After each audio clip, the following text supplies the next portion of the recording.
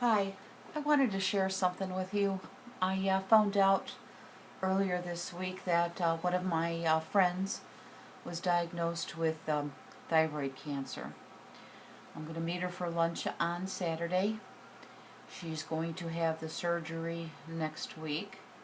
So I wanted to make her a little something. First of all, let her know that I'm thinking about her, and hopefully she can maybe write down her thoughts, how she's feeling, things that are what she's going through. So I thought I would make this little journal for her. Hopefully it'll cheer her up a little bit. What I did was, I made it out of this. This is from Michael's, and it's one of these little pads with a magnetic strip on it. I think I got these last year for 50 cents, a clearance. So what I did is I used this pad for the journal, and I just used, it's perforated, but I used my X-Acto knife to cut it off. And then this here is like it's not a very strong magnet, but you know, you never know, you could use it for a card closure or something for your project, but there's a magnet on there. So what I did is I was trying to decide on what paper line I wanted to use also, and since this is like craft paper, I wanted to go into just the more craft paper. So this is what I decided to use, and it's the Paper Studio, the Everyday Craft, and this is from Hobby Lobby, and it's some pretty paper in here. So that's what I did, is I took it from this pad of paper, and I had just bought this not too long ago at Hobby Lobby, and I like this paper too. So what I did is I found that inside the journal I used this paper, but this is a very, very pretty paper also. So that's the paper line that I used, and this is a 5x6 journal. So this is the journal that I made for her. I wanted, because it is the horizontal lines, naturally, I didn't want to make it a regular book. I wanted to do something a little different. So this is the paper. You saw the paper line I used. I used my spell binders, these frames, to frame this out. Naturally, I used my Memento Tuxedo Black for my stamping.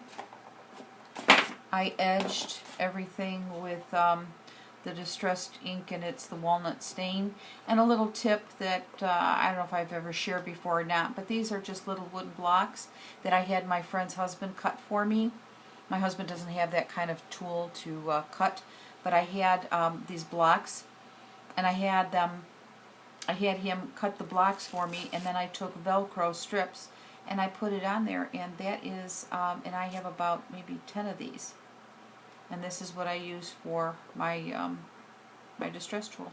So that was just like another little tip. Because it's just the regular, I just use medium weight chipboard. I wanted it to be a little bit more sturdy since it's going to be a journal for her. So I use the Claudine Helmuth multi-medium matte. Use that. And I just did that on the front and on the back, and inside too. I'll show you too. What I did is, let's see, I don't know the name of this stamp. It was something, I think it might have even been a maybe a dollar stamp. So that's the stamp that I used, and then just cut it out. This here, let's see, what else did I use? Well, I'll just show you. This is just some of the seam binding that I added. I added a couple little charms for her. There's a little gold charm. It's made with love. A little sun to kind of cheer her up, tassel, and a little heart to let her know that I really care about her. I used some embroidery thread to bind it. So it's a little wobbly, but who cares? I know, it's a writing journal for her. And this is when you open it, and this is some of that paper I told you about, the 7 gypsies I used. And here, what I used was the Martha Stewart, and actually this one, I never wrote down the name of it, but it's a punch. And all I did was I just put a little piece of washi tape so I knew where to go ahead and place my pages so I can do the 2-hole punch. So what I did is I just took a whole pad and I did the whole punch. And this stamp here, sporadically, I went ahead and I stamped some of the pages. And this is Penny Black. I love Penny Black. I love her images. And so that's like the little dandelion. I use that.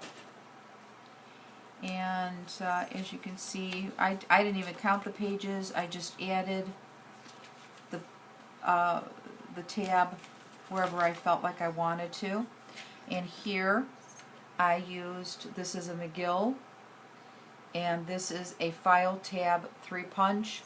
Use this a lot, and you can see that it is the 2 1/4. Oops, maybe it's too shiny here. I don't know if you can see. It's 2 1/4 by 3/4. Great punch. I had to have my husband do it because this is that medium weight chipboard. I was thinking, oh, I hope he doesn't break my punch, but he did get it for me. He did punch it. And so that's what I used for each one of the tabs.